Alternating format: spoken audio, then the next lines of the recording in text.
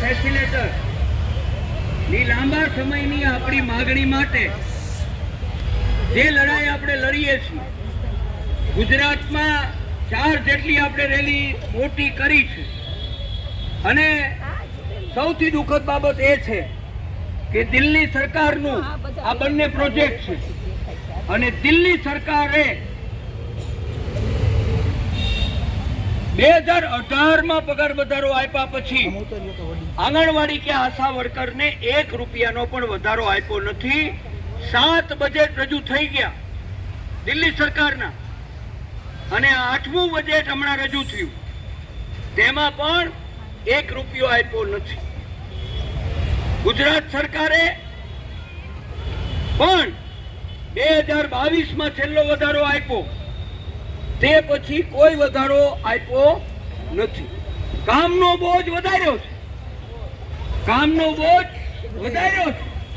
આપણી માંગણી છે કે ગુજરાત સરકારનું આ 4થું બજેટ રજૂ થશે 16મી ફેબ્રુઆરી।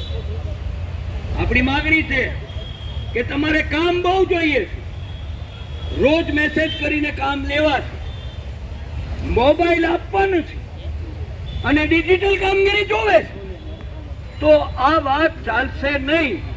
અને હવે અમે પણ કામના બોજથી, હમણાં હું આવ્યો ત્યારે કેટલીક બહેનો કહેતી માનસિક ત્રાસ લોકો પર થયા અને એટલે નિર્ણય કર્યો કે આ બંને સંગઠને ગુજરાત આંગણવાડી કર્મચારી સંગઠન અને ગુજરાત આશા હેલ્થ વર્કર યુનિયન જે સીટુ સાથે સંકલિત છે, એને નિર્ણય કર્યો છે કે આ લડાઈને આપણે આગળ લઈ જશું, સરકાર પાસે માગશું કે બેઠકીઓ જો પરિણામ લાવો અને 17 તારીખે ગુજરાતનું બજેટ રજૂ થાય છે, તેમાં તમે અમારા માટે ફાળવણી કરો।